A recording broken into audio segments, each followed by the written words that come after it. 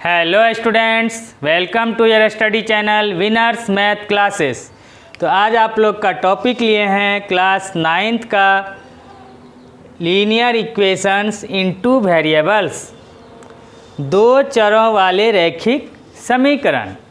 तो इसमें आपको बहुत कुछ आप पहले से जानते हैं और कुछ चीज़ आपको सीखना है। तो आप वन बाय वन करके सीखते जाइए। तो इसमें है लीनियर इक्वेशंस इन टू वेरिएबल्स। तो आप पहले इसके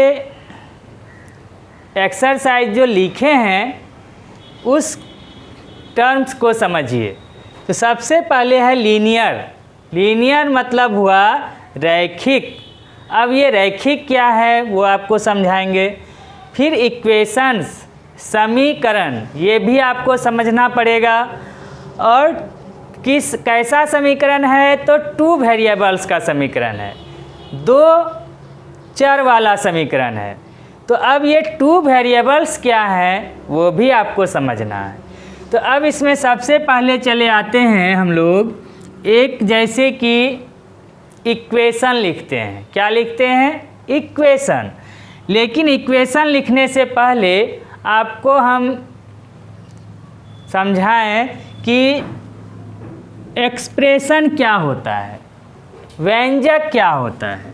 जैसे कि सपोज दैट 2x + 3 और एक लिखते हैं हम लोग 2 + 10। एक लिखे हम 2x + 3 और एक लिखे 2 + 10। तो छोटे कक्षा में आप 1-2 में पढ़े होंगे 2 + 10 पढ़ते थे। और वही 4-5 में आए तो हम लोग पढ़े 2x + 3, वहाँ सीखते थे। तो अब इसमें ये क्या है और इसको क्या कहते हैं? ये एक्सप्रेशन है, व्यंजक है। लेकिन दोनों में थोड़ा सा डिफरेंस क्या है कि ये एक्सप्रेशन, ये जो व्यंजक है ये न्यूमरिक व्यंजक है। क्यों? क्योंकि इसमें केवल नंबर का, डिजिट का यूज किया गया है।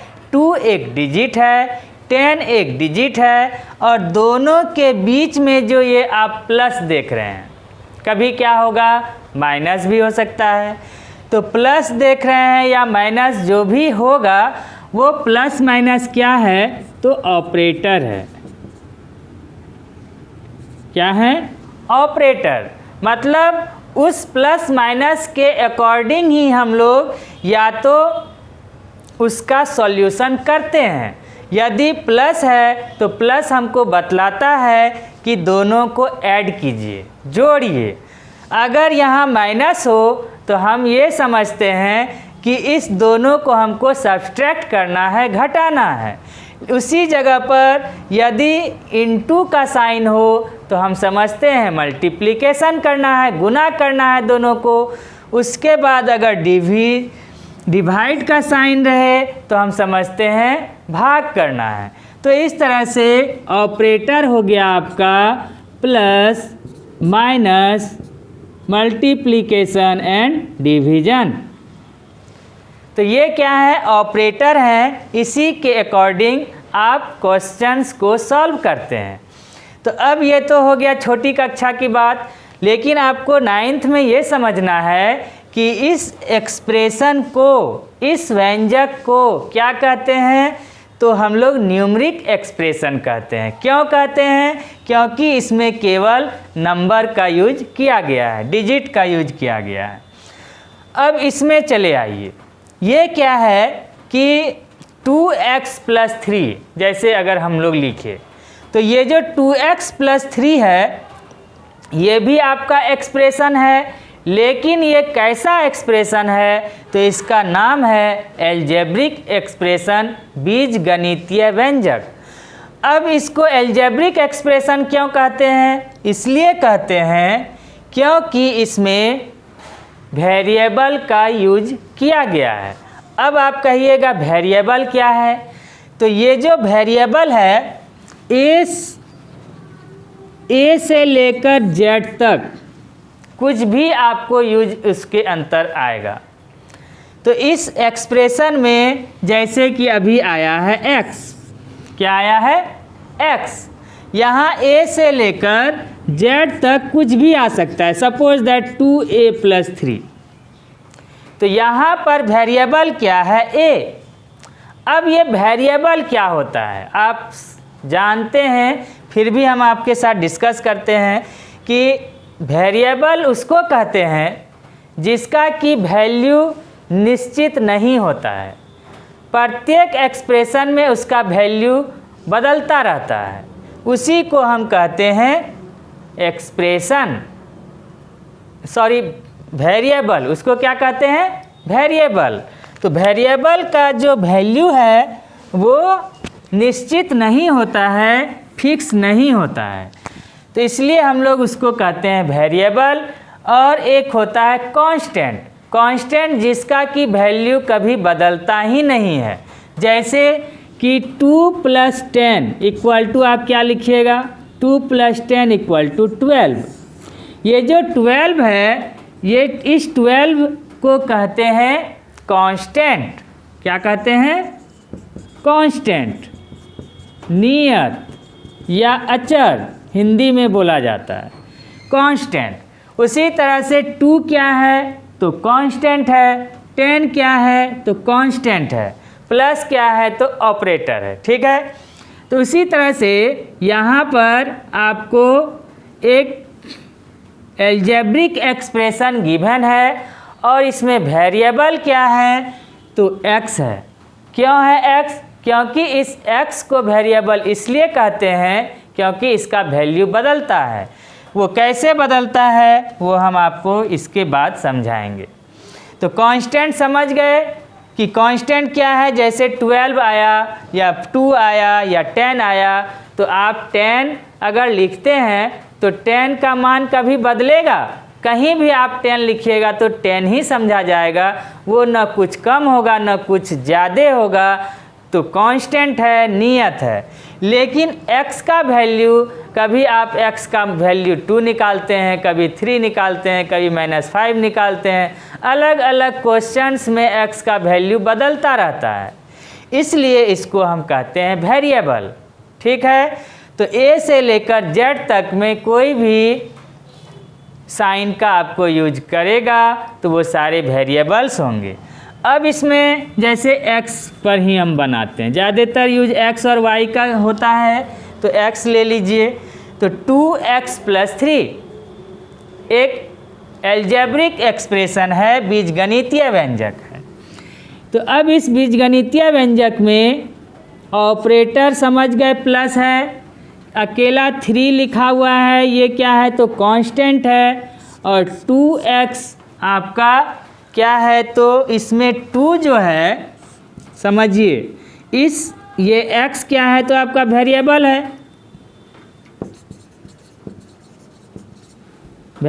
है, चर है, चर बोलता है इसको, तो वेरिएबल है। और 2 क्या है तो उस वेरिएबल के साथ 2 एक कांस्टेंट है जिसको कि यहाँ पर बोला जाता है कॉफिशिएंट हिंदी में गुणांक।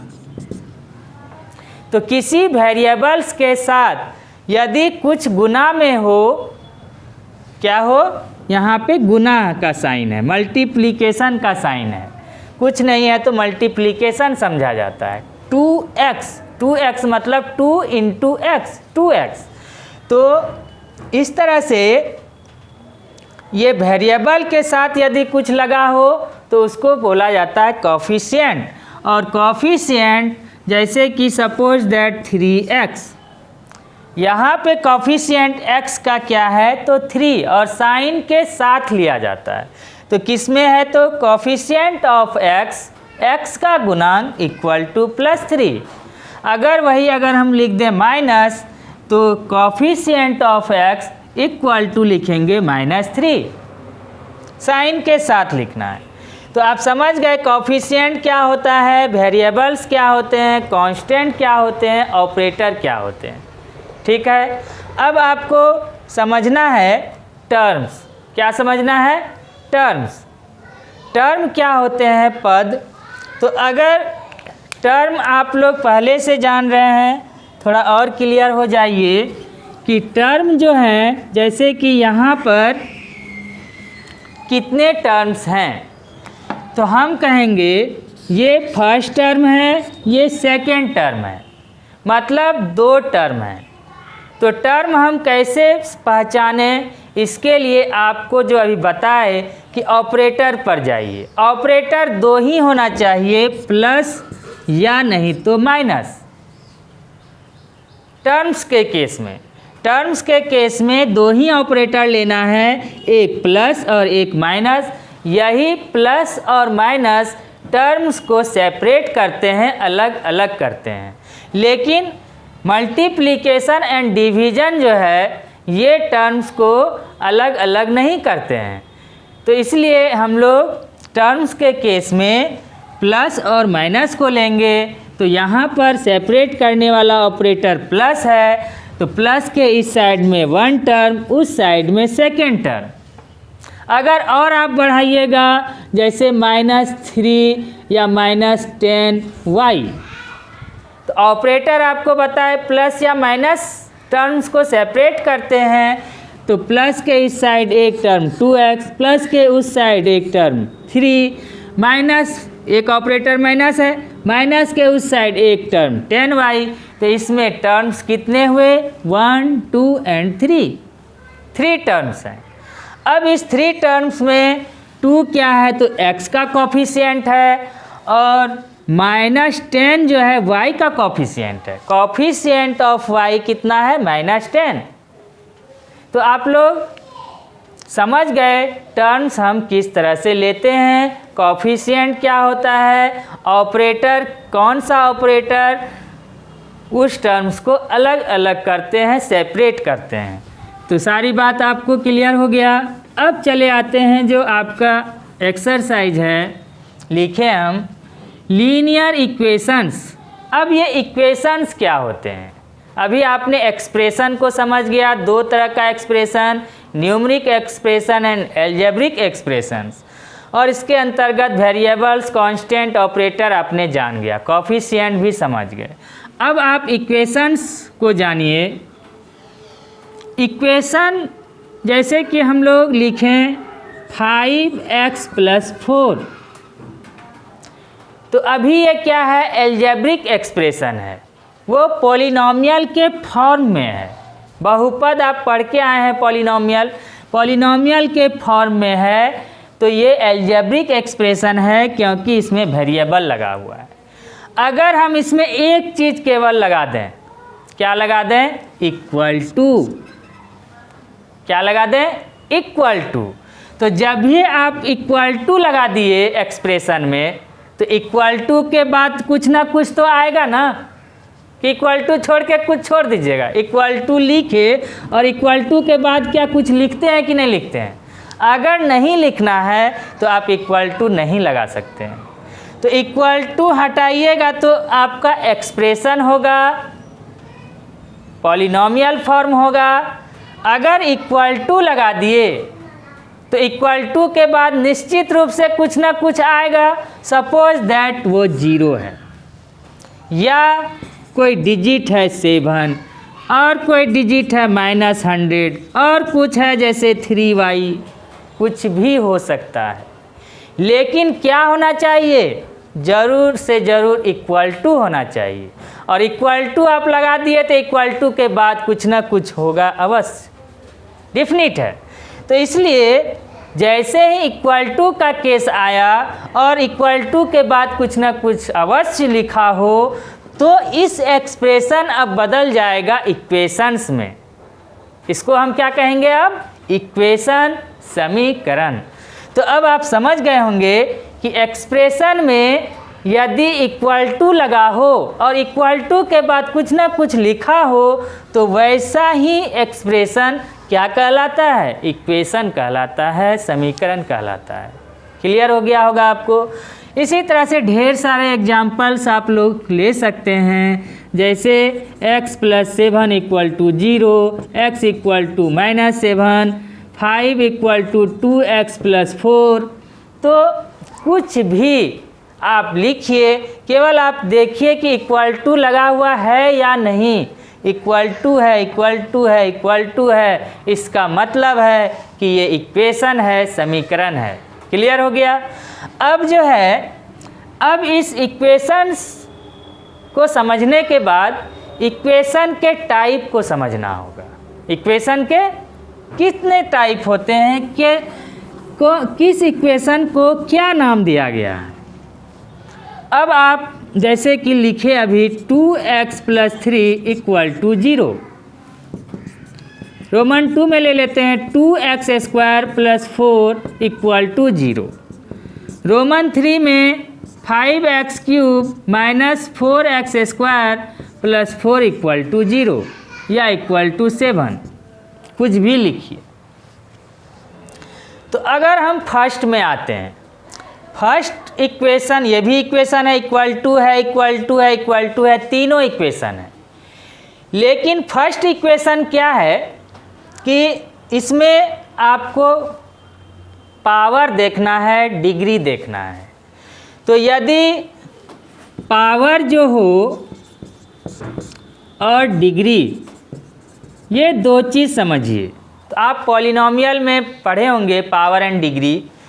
तो पावर क्या होता है, वेरिएबल के ऊपर में, जैसे आप वेरिएबल लिखे x और x के ऊपर में इस तरह से छोटा सा लिखे 7, तो यहाँ x का ये जो 7 है वो पावर है, वो क्या है, पावर है, घात है। तो अभी x का पावर क्या है, 7। उसी तरह से यहाँ पर x का पावर क्या है, यदि x लिखे और कुछ पावर नहीं तो क्या है, 1।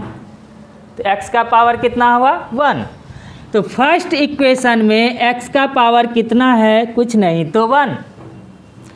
तो जब x का पावर 1 हो और डिग्री भी 1 हो, डिग्री भी क्या हो, 1। अब ये डिग्री क्या है, उस इक्वेशन में जो वेरिएबल्स हैं, उस वेरिएबल में जो मैक्सिमम पावर होगा वही उस इक्वेशन का डिग्री होता है। तो अब यहाँ पर जैसे कि डिग्री क्या है, तो इस वेरिएबल्स x का पावर है 1 फर्स्ट टर्म में। सेकेंड टर्म में वेरिएबल आपको दिखाई नहीं दे रहा है। आपको हम पॉलिनोमियल में समझाए थे कि यदि कोई कांस्टेंट है तो उस कांस्टेंट के साथ वेरिएबल्स छिपे हुए हैं, x⁻0। तो x⁻0 को हम 3 इंटू किसी वेरिएबल के पावर 0 इक्वल टू होता है वैल्यू 1 और 3 इंटू 1 इक्वल टू 3। तो अब यहाँ पर जो वेरिएबल है वो छिपा हुआ था, यहाँ 3 को हम लिख सकते हैं 3 इंटू x⁻0। तो 3 क्या है, तो कांस्टेंट, और कांस्टेंट का जो पावर होता है वो 0 इस तरह बतला सकते हैं क्योंकि वेरिएबल का यहाँ पावर 0 है। तो 3 के साथ जब वेरिएबल का पावर 0, यहाँ पर वेरिएबल का पावर 1, तो दोनों में बड़ा कौन, 1, तो डिग्री 1। तो जब डिग्री 1, तो इस तरह से ये लीनियर इक्वेशन है, इसी को कहते हैं रैखिक समीकरण। कौन सा इक्वेशन है ये, लीनियर इक्वेशन है। उसके बाद इसमें चले आते हैं। अब इसमें जो वेरिएबल है, केवल वेरिएबल को देखिएगा, वेरिएबल का पावर कितना है, तो 2, और कांस्टेंट के साथ वेरिएबल का पावर क्या बताए अभी, 0। तो 0 इसका वेरिएबल का पावर 0 और इसके वेरिएबल का पावर 2, तो दोनों में बड़ा कौन, 2। तो 2 आ गया, 1 नहीं आया। अगर 1 आता तो लीनियर इक्वेशन, अगर 2 आ गया तो क्वाड्रेटिक इक्वेशन। इसी को क्या कहते हैं, क्वाड्रेटिक इक्वेशन, द्विघातीय समीकरण या द्विघात समीकरण, 2 घात वाला समीकरण।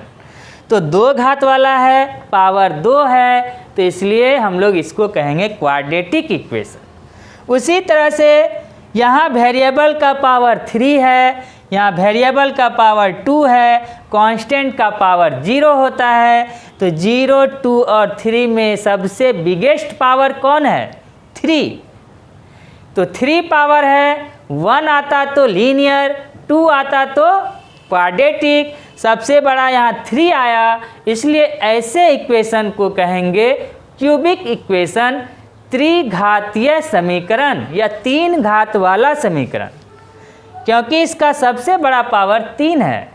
उसी तरह से एवं प्रकार इस तरह चलता जाएगा। तो आपको अब हमको समझाना है linear equations, equation number Roman 1 वाला। तो रोमन 2 और रोमन 3 का बात हम अब नहीं करेंगे, अब रोमन 1 की बात करते हैं। तो रोमन 1 आप समझ गए कि ये जो हम लिखे हैं एक इक्वेशन, ये क्या है? तो लीनियर इक्वेशन है, क्योंकि इसके वेरिएबल का मैक्सिमम पावर 1 है। यहाँ x का पावर 1 और कांस्टेंट का पावर x का 0। तो 0 और 1 में बिगेस्ट पावर 1 है, तो इसीलिए ये लीनियर है, लीनियर इक्वेशन है। क्लियर हो गया? अब लीनियर इक्वेशन आपको इन 2 वेरिएबल्स पढ़ना है, 2 चर वाला पढ़ना है। अभी आप देखिए कितने वेरिएबल्स लिखे हुए हैं, 1 वेरिएबल। तो जब 1 वेरिएबल्स लिखे हुए हैं तो 1 वेरिएबल हो गया एक चर वाला रैखिक समीकरण, लीनियर इक्वेशन इन 1 वेरिएबल, एक चर वाला रैखिक समीकरण हुआ। लेकिन आपको पढ़ना है 2 वेरिएबल्स। तो 2 वेरिएबल्स पर जाने से पहले 1 वेरिएबल के बारे में और भी कुछ बातें हैं जो आपसे हम डिस्कस करेंगे। तो हम ये बात बीच में रोककर कह रहे हैं आपसे कि जो भी स्टूडेंट मेरे वीडियो को लाइक कर रहे हैं तो वो निश्चित रूप से अभी सब्सक्राइब कर लें, जिससे कि मैं जितना भी वीडियो आपके लिए लेटेस्ट बनाऊं आपसे रिलेटेड एक्सरसाइज का, वो आपको सबसे पहले मिले और सभी चीज़ों को आप इजी पूर्वक समझ पाएँ और अपने एक्सरसाइज को बना पाएँ। तो इसलिए निश्चित रूप से सब्सक्राइब कर लें। तो अब चले आइए आपके टॉपिक पर। तो टॉपिक हम आपको समझा रहे हैं सबसे पहले लीनियर इक्वेशन इन 1 वेरिएबल, तब जाएंगे 2 वेरिएबल्स पे। तो 1 वेरिएबल का एग्जाम्पल है। अब 1 वेरिएबल का सॉल्यूशन क्या होगा? ठीक है, तो सॉल्यूशन जो होगा 1 वेरिएबल का सॉल्यूशन, अब ये सॉल्यूशन क्या होता है? हिंदी हो गया हल। ठीक है, तो अब ये सॉल्यूशन जो है उसे कहते हैं जो इक्वेशन गिवन है आपको, उस गिवन इक्वेशन में वेरिएबल का वो सब वैल्यू उस इक्वेशन का सॉल्यूशन कहलाते हैं जो उस इक्वेशन को सेटिस्फाइड करे, संतुष्ट करे। अगर सेटिस्फाइड करता है x का जो वैल्यू इस इक्वेशन को सेटिस्फाई करेगा, वो वैल्यू इस इक्वेशन का सॉल्यूशन कहलाएगा। अब चले आइए, जैसे कि x का वैल्यू अगर हम यहाँ पर क्या लिखें, 3 - 3/2। x का वैल्यू यहाँ पे हम क्या लिखें? -3/2। तो क्या -3/2 इस इक्वेशन का सॉल्यूशन है? अगर हम आपसे पूछ दिए ये क्वेश्चन, तो आपको जो ये x का वैल्यू गिवन है, वेरिएबल का वैल्यू होगा। वेरिएबल क्या है? x। तो x का वैल्यू एक आया -3/2। और आपसे मैंने क्वेश्चन एराइज किया कि बताइए कि -3/2 जो ये x का वैल्यू है इस गिवन इक्वेशन का सॉल्यूशन है या नहीं है। तो आप ये देखिएगा कि हम यदि इस x के वैल्यू को उसमें पुट करें तो सेटिस्फाई होना चाहिए, संतुष्ट होना चाहिए। सेटिस्फाइड का मतलब क्या हुआ कि दोनों बगल का जो वैल्यू है वो बराबर होना चाहिए। अगर बराबर के उस साइड 0 है तो इस साइड भी यदि 0 आ गया x के इस वैल्यू को पुट करने पर, तो हम कहेंगे कि x का जो ये वैल्यू है -3/2 इस इक्वेशन का सॉल्यूशन है। तो अब कैसे चेक कीजिएगा आप? तो आप जो है LHS ले लीजिए, 2x + 3 ले लिए। और एट x इक्वल टू कितना रख रहे हैं, -3/2 आप रखिए। तो 2 इंटू -3/2 + 3, तो ऊपर 2 और नीचे 2 कैंसिल आउट हो गया, तो -3 + 3 इक्वल टू कितना आया, 0। तो ये 0 क्या है, RHS। तो जो चीज़ हम LHS लिए, LHS का वैल्यू 0 आया, तो RHS में भी तो 0 है, तो इधर भी 0 आया, उधर भी 0 आया। इसका मतलब है कि x equal to -3/2 is a solution of this linear equation. Clear हो गया आपको। अब इसमें सॉल्यूशन आप समझ गए। अब आते हैं, अभी जो हम 1 वेरिएबल सिखा रहे हैं आपको, अब 1 वेरिएबल का सॉल्यूशन जो होगा वो हर हमेशा केवल एक होगा, मतलब यूनिक होगा, 2 नहीं हो सकता है। 1 वेरिएबल वाले इक्वेशन का सॉल्यूशन कितना होगा, तो केवल एक कहने का मतलब 1 आंसर नहीं, एक ही आंसर होगा, वो कुछ भी हो सकता है। सपोज दैट जैसे ये है, तो 2x + 3 इक्वल टू 0 है, तो इसका सॉल्यूशन करेंगे तो 2x इक्वल टू +3 उधर शिफ्ट करेंगे -3, इसलिए x इक्वल टू -3/2। तो कितने सॉल्यूशन हुए, केवल एक यूनिक सॉल्यूशन हुआ। तो इस तरह से कंक्लूजन निकला कि 1 वेरिएबल वाले जो इक्वेशन होंगे उसके सॉल्यूशन की संख्या यूनिक होगी, मतलब केवल एक ही होगी। ठीक है, तो अब आते हैं इसके सॉल्यूशन को हम लोग रिप्रेजेंट करते हैं एक नंबर लाइन पे। 1 वेरिएबल वाले इक्वेशन के सॉल्यूशन को हम कहाँ रिप्रेजेंट कर सकते हैं, कहाँ पर दिखला सकते हैं, तो एक नंबर लाइन पर। तो एक नंबर लाइन आप खींचिए और बैठाइए इसमें 0 1 2 3 प्लॉट कीजिए, 4 -1 -2 -3 -4 सो ऑन। ये आपका नंबर लाइन हो गया। अब इस नंबर लाइन पर आपको -3/2 को प्लॉट करना है, दिखलाना है। तो -3/2 कितना हुआ, डिवाइड कीजिए -1.5 -1.5। तो -1.5 आपका कहाँ रहेगा, तो -1 और -2 के एकदम बीच में -1.5, कहने का मतलब -3/2 आपका यहाँ पर है। तो 1 वेरिएबल वाले लीनियर इक्वेशन को हम किसी एक नंबर लाइन पर प्लॉट करेंगे। समझ गए आप लोग कि नंबर लाइन पर ही प्लॉट कर सकते हैं एक वेरिएबल वाले इक्वेशन के सॉल्यूशन को, क्योंकि उसके सॉल्यूशंस की संख्या कितनी होती है, तो केवल एक, तो एक ही होती है, इसलिए एक जगह किसी भी नंबर लाइन पर हम यहाँ पर एक स्थान पर प्लॉट कर दिए। क्लियर हो गया। अब चले आते हैं लीनियर इक्वेशन इन 2 वेरिएबल्स। अब 2 वेरिएबल्स का हम कोई एग्जाम्पल लें, जैसे 2x + 3y = 5।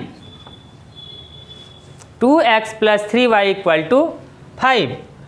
तो हम लोग जो लिए इसमें वेरिएबल्स कितने हैं, तो आप देखिएगा एक वेरिएबल x है, दूसरा वेरिएबल y है। एक वेरिएबल x है और दूसरा वेरिएबल y है। वेरिएबल आपको समझा है a से लेकर z तक में किसी का यूज होगा, जैसे यहाँ अभी x है और y है। तो 2x + 3y = 5। तो इसमें वेरिएबल हो गया x और y। 2 क्या है, तो कांस्टेंट जो कि कोफिशिएंट कहलाता है। 3 क्या है, तो वो भी कांस्टेंट जो कि y का कोफिशिएंट है। और 5 क्या है, तो वो कांस्टेंट,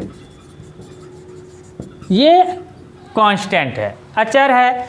यहाँ पर क्या है, कांस्टेंट तो है लेकिन कोफिशिएंट है, ये भी कोफिशिएंट है। यहाँ हम कांस्टेंट नहीं कहेंगे, कहेंगे 3 क्या है, तो y का कोफिशिएंट है। 2 क्या है तो x का कॉफिशिएंट है, लेकिन 5 क्या है तो कांस्टेंट है, कॉफिशिएंट नहीं है। वेरिएबल के साथ अगर वो लग जाए तो वो क्या हो जाएगा कॉफिशिएंट। समझाए थे आपको अभी तुरंत। तो अब जो है इसमें टर्म्स कितने हैं, 1 term and second term, 2 term है और 1 टर्म बराबर के उस साइड है। ठीक है, जब हम इस साइड लेते आएंगे तो 3rd टर्म हो जाएगा। तो अब जो है इसमें 2 वेरिएबल्स हो गया, एक x और एक y, 2 वेरिएबल हैं, तो इसलिए हम इसको कहेंगे 2 वेरिएबल वाला लीनियर इक्वेशन। और लीनियर इक्वेशन क्यों कहेंगे, क्योंकि x का जो पावर है यहाँ 1 है, y का भी पावर कितना है तो 1 ही है, तो 1 से न कम है न 1 से ज़्यादा है, दोनों वेरिएबल का पावर 1 है, इसलिए हम लोग इसको कहेंगे लीनियर इक्वेशन। और 2 वेरिएबल्स हैं इसलिए लीनियर इक्वेशंस इन 2 वेरिएबल्स कहेंगे। अब इसका सॉल्यूशन क्या होगा, तो 2 वेरिएबल वाला जो सॉल्यूशन होता है, अभी 1 वेरिएबल का सॉल्यूशन बताए उसकी संख्या यूनिक होती है, केवल 1 होती है, लेकिन 2 वेरिएबल्स वाले जो लीनियर इक्वेशन होंगे उसकी सॉल्यूशंस की संख्या इन्फिनाइट होती है, इन्फिनाइट सॉल्यूशंस होते हैं, उसके अनंत हल होते हैं। अब ये कैसे होते हैं, तो x और y का जो वैल्यू इस इक्वेशन को सेटिस्फाई करे वो वैल्यू इसका सॉल्यूशन कहलाता है।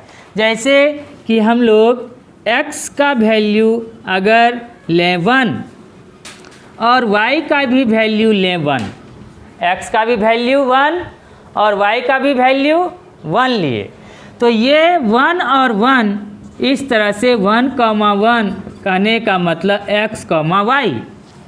तो x, y में आप इस तरह से लिखिएगा, x का वैल्यू 1, x का वैल्यू 1, y का भी वैल्यू 1। तो ये 1 और 1 इस इक्वेशन का सॉल्यूशन है। क्यों है, क्योंकि इसको ये सेटिस्फाई कर रहा है। कैसे, तो 2 इंटू एक्स के जगह जब हम 1 भरेंगे, 2 इंटू 1 प्लस 3y, y के स्थान पर 1, तो हमको क्या मिलना चाहिए 5।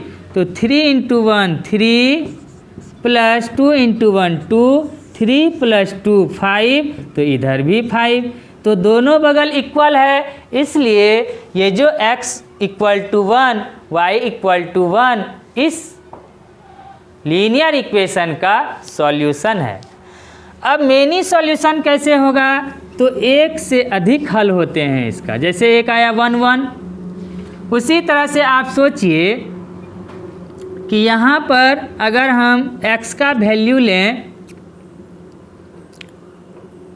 x का वैल्यू लें 2/3 और y का वैल्यू ले लें, y का वैल्यू 3/3, या ले लेते हैं आपको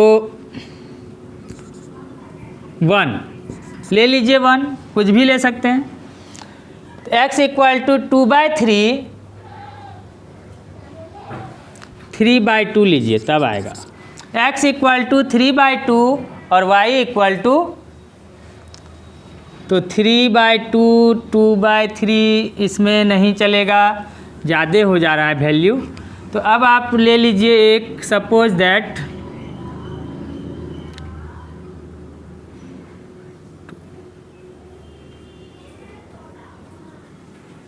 -1/2।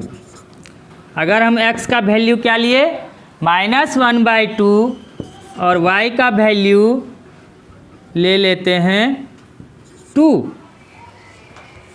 x का वैल्यू लिए -1/2 और y का वैल्यू 2, तो पॉइंट क्या बना -1/2, 2 कहने का मतलब x y का पॉइंट आया -1/2, 2। अब यहाँ पर आप पुट कीजिए, तो 2 इंटू एक्स के जगह पर -1/2 प्लस 3 इंटू वाई के जगह पर 2, तो कितना होगा 3 2 जा 6, 2 2 कैंसिल आउट हुआ, -1, 6 में 1 घट गया 5, तो इक्वल टू कितना है 5। तो यहाँ भी आपने क्या देखा, ये जो x का वैल्यू और y का जो वैल्यू है इस इक्वेशन को सेटिस्फाइड किया, 5 दोनों बगल इक्वल आया, तो ये भी जो सॉल्यूशन है इस इक्वेशन का सॉल्यूशन होगा। क्यों होगा? क्योंकि ये सेटिस्फाइड कर रहा है। तो आपने क्या देखा कि अभी 1 1 आया, फिर दूसरा वैल्यू -1/2 और 2 भी आया। तो इस तरह दोनों डिफरेंट सॉल्यूशन हैं इस इक्वेशन का। तो इसलिए ये कंक्लूजन निकला कि एक ही लीनियर इक्वेशन के इनफिनाइट सॉल्यूशंस हो सकते हैं। इसी तरह आप सोच सोच के और भी कर सकते हैं। तो अब जो है तो आप समझ गए होंगे कि एक वेरिएबल वाले जो लीनियर इक्वेशन होगा उसका एक ही सॉल्यूशन होगा, लेकिन 2 वेरिएबल्स वाले लीनियर इक्वेशन का इनफिनाइट सॉल्यूशंस होते हैं। इसी तरह और भी तीसरा, चौथा, पांचवा हम सोच सकते हैं। ठीक है। अब फर्स्ट एक ही वेरिएबल वाला जो लीनियर इक्वेशन होगा उसको हम नंबर लाइन पे प्लॉट किए, लेकिन 2 वेरिएबल्स वाला जो ये सॉल्यूशन है इसको हम कार्टेशियन प्लेन पर प्लॉट करेंगे, कोऑर्डिनेट प्लेन पर प्लॉट किया जाता है। तो इस तरह से प्लॉट करेंगे। तो यहाँ देखिए कैसे प्लॉट करते हैं। तो एक आया 1 1, एक आया -1/2 2। अब इसको प्लॉट कीजिए। तो कार्टेशियन चीज़ आप जान रहे हैं, कार्टेशियन प्लेन आप पढ़ कर आए हैं छोटी कक्षा 9th में। तो 1 2 3 तो 9th में पढ़े हैं, इससे लास्ट एक्सरसाइज में जानकारी ले चुके हैं। तो आपको पता है कोऑर्डिनेट ज्योमेट्री में, तो वो आप प्लॉट कीजिए। अब इसमें क्या है कि पॉइंट को हम कार्टेशियन प्लेन पर प्लॉट करेंगे, क्योंकि ये 2 वेरिएबल्स वाला लीनियर इक्वेशन है। तो 1 1 प्लॉट कीजिए 1 1 का पॉइंट।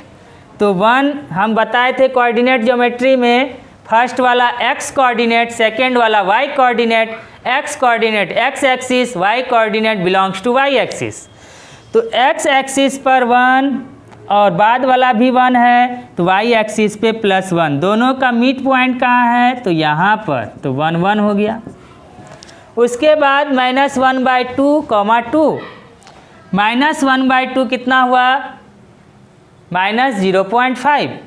तो -0.5 x एक्सिस पे 0 और -1 के बीच में, और 2 y कोऑर्डिनेट पे 2 यहाँ है। दोनों का मिड पॉइंट कहाँ होगा? तो यहाँ पर। तो यहाँ लिख दीजिए -1/2, 2। अब इस दो जो पॉइंट आपको मिले, इस दोनों पॉइंट को लेकर इस तरह